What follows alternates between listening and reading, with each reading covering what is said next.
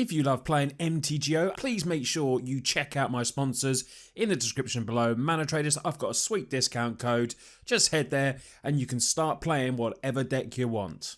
Hey everyone, Matt from Total MTG here, and it's another deck tech, the third of the week. Support's been absolutely epic, so I thought I'd chuck a third video out as I had a bit of spare time this week. And today, well, we've done Dimir, we've done Golgari, we've done Boros. Today is the turn of Izzet Control. So we're in the colours of blue and red. So this control deck is obviously a little bit different to the others because obviously when we're playing black and white in our control decks, we have a lot of great removal there, like Settle the Wreckage, Vraska's Contempt, Ritual of Suit, you know, stuff like that that can really just cleanse in Nova, that can clear boards. So this is obviously a different type of deck tech for a control brew, where we're going to have to counter stuff, and potentially we do have a little bit of kill, but we have different kinds of creatures in there as well, and it's just a different way of going around playing control, but it is a way that I do very, very much enjoy.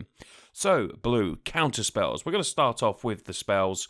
We have a 2 of Essence Scatter in the main, and there is an extra one in the sideboard as well. This will counter target creature spell. Possibly this could even go to 3 really, really easy because there's so many creatures that, you know, creature-based decks in the format at the moment. But we got it there as a 2 of because we do run other counter spells as well. Ionize, 3 of Ionize, counter target spell, and it deals 2 damage to target controller. We do have a little bit of a Bernie sort of package here. We've got creatures that do that, and we've got, you know, stuff like the lightning strikes and stuff that you'll see in a minute as well. But Ionize, counter target, you know, any spell, it doesn't preference towards anything, and you do 2 damage as well.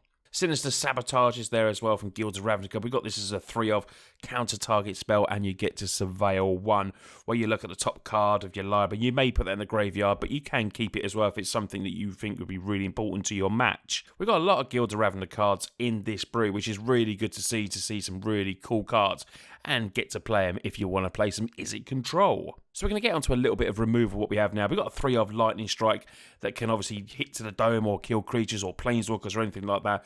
We got that there as a 3 of. We also have a 4 of Lava Coil, 4 damage to target creature. If that creature would die this turn, you get to exile it. Great for us turn 2 when they're playing a turn 2 Still Leave champion. I said this the other week. Lava Coil is a very, very good card and can deal with a hell of a lot of creatures in the format. I think when I did my top list, it was over 400 creatures that, you know, your opponents can play. Lava Coil is absolutely epic. We also have, which is slowly becoming, not slowly, fastly becoming, should I say, my favourite card in Guilds of Ravnica, which is Risk Factor. Risk Factor deals 4 damage to target opponent. If not, that player lets you draw 3 cards. It's such a, you know, it's such a dilemma for your opponent. They don't want to give you the card draw, but 4 damage each turn because it does have jumpstart, so you can cast it again from your graveyard. We got 4 of these in there because it's absolutely amazing, and potentially, obviously, that's 8 there with the jumpstart. Absolutely brilliant. They're going to stop taking that 4 damage soon, and then you're going to get the card draw into your hand, which potentially could win you the game. Onto the card draw now, and then obviously this is what blue does best. This is the difference of having the blue in your deck to the other, you know, the other colours like Boros and stuff like that. We got a 4 of Chemist's Insight here. Draw 2 cards, jumpstart again, which means obviously you'll be able to cast it from your graveyard by discarding a card. Drawing 2 cards, end of turn, instant speed. Find those other spells that you do need to win the game. Chemist's Insight is an absolute epic card for this deck, and we have it in there as a 4 of. So the next card we have is a 2 of Search for Azcanta. Not much to say about this card. It's absolutely brilliant, isn't it? 2 mana. Search, you know, helps you siphon through your library with the card draw that we have with Chemist's Insight as well. This will just help us go through the deck, find the spells that we need to do. Like I said, different type of control. This is all about counters, card draw, everything like that. Not some more about ultimate destruction like the black and the white will offer you. We also have a 1 of Expansion Explosion in there. We can copy target spell if it's 4 mana or less for 2 mana with the expansion. Maybe copy a little Risk Factor or something like that, or a Lightning Strike. You know, it's a pretty cool effect.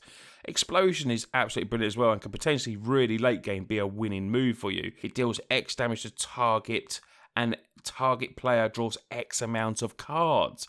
So Explosion, different kind of win con. It might be there. You might just need to do the last bit of damage. So that's a separate kind of win con for you.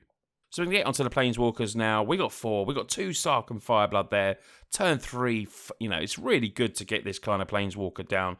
It helps you discard and draw cards, add 2 mana of any combination of dragons, and we got a few dragons that we're going to hopefully go to win the game with. And the -7 is create 4 5/5 dragons, and then we just take to the skies, which we are doing in this deck when you'll see the creatures. We're taking to the skies to win the games. We also have a 2 Izzet Viceroy. I've managed to get the emblem when testing this deck, and it was absolutely epic. Whenever you cast an instant sorcery spell, 4 damage to any target and draw 2 cards. Let me tell you how strong that emblem is. It's absolutely bonkers. The +1 is look at the top cards of your library, put one in your hands and the other into your graveyard. And the -3 is dealing damage to a creature and hopefully potentially killing it. Because we've got lots of instant sorcery, so the chances of doing that are pretty good as well. So now let's get on to our creatures. 6 creatures in total. Like I said, we're going to take to the skies. So we're going to have Evasion. Starting off with a 2 Demanding Dragon. Ends the battlefield, 5 damage to target opponent unless they sacrifice a creature. Sometimes they're going to sacrifice something, maybe like a little Lano or else, because at that time of the game when we are putting down this, it maybe not, won't be as effective. But just say we have managed to clear the field or anything like that, 5 damage to target opponent is going to be really, really good. We also have a 2 Dream Eater there. Starting to really like this card. I didn't really rate it when when it first spoiled, but now it's starting to grow on me now. The flash is really important.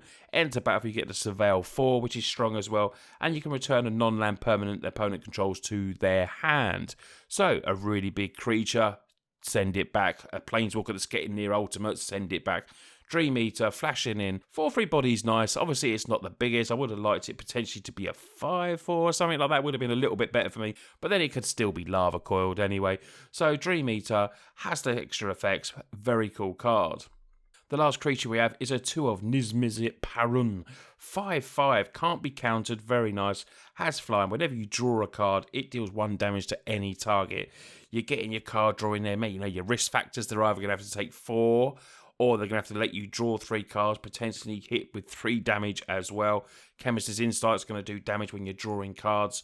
Whenever a player casts an instant or sorcery spell, you get to draw a card again, which means you're going to be, doing more damage. We got some nice burn packages in there. Niv-Mizzet for me has been absolutely, it's definitely won me games when I've been testing. Love this card, and it's in there as a 2. So let's just take a quick look at the land now. We've got 24 land in total. I don't want to be missing out. We've got a lot of double blues, triple reds. I don't want to be missing out on colours with this. So we've got 2 off-colour cards, which is a Detection Tower. Dealing with hexproof is very hard, so we're going to have that in there. And a 1 Field of Ruin. We then have 4 steam vents in there. We can obviously tap for the blue and the red. We've got 12 cards that can do this because we also run a 4 Soulful Falls and a 4 Izzet Gate. We don't have any, turn 1 plays in the main at all. So having an Izzet Guild Gate in there is not going to be bad for us if we chuck that down turn 1. We've also got 5 islands and 5 mountains. 24 lands in total, like I said. So let's have a little overview of the deck now, and now we get to the sideboard. So, Izzet Control. We've got great big creatures in there that could potentially win us the game. Dragons in there, you've got Niv-Mizzet, you've got Demanding Dragon, you've also got a Dream Eater that can finish it as well. Really important to have some Planeswalkers. Sarkhan Blood's got a win con in there. Izzet has a win con in there. These colours do have a lot of win cons for us, which, we're not just going to be relying on one big creature like occasionally used to do in blue-white control. We can counter everything, stop it from coming to the battlefield. We've got the right amount of removal in there. Amazing card draw, potentially risk factor. Chemist's Insight, Search for Canters going through, and obviously Expansion Explosion for a cheeky little win occasionally as well. It's just a really, really fun deck, this Izzet Control. Totally different to the other ones that we've done in the past week deck techs.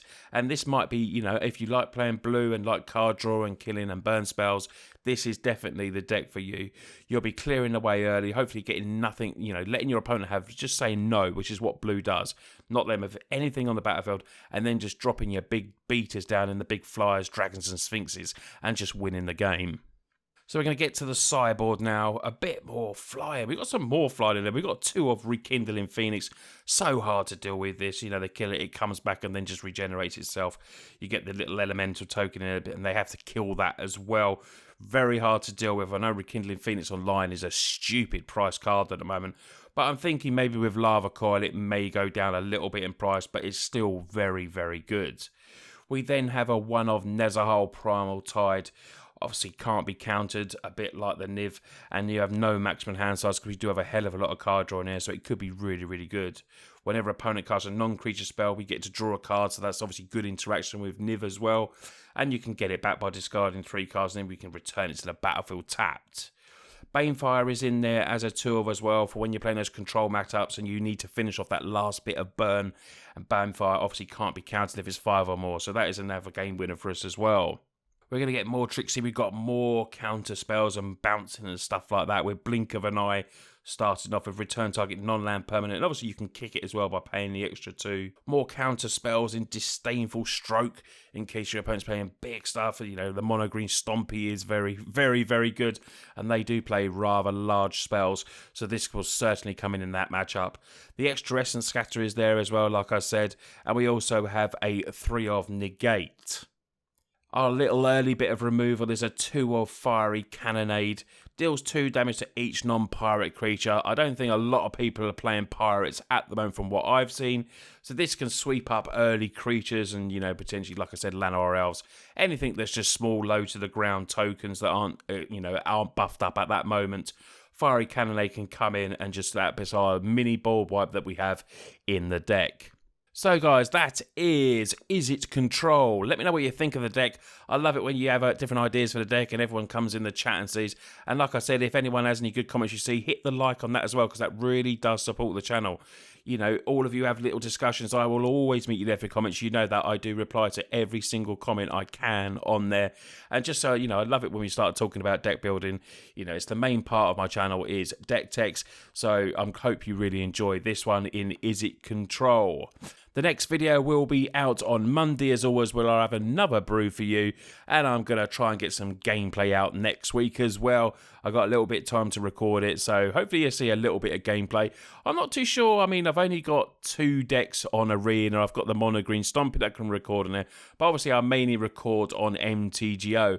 But if you would like a little mix-up of the 2, let me know in the comments as well. Please comment that if you're still here watching the video, just so I know whether to put, you know, more of one up or more of the other. Obviously, you get a lot more variation of formats with MTGO, and occasionally, I know some people like MTG Arena. I am more of a MTGO fan, but I will do what everyone wants to see.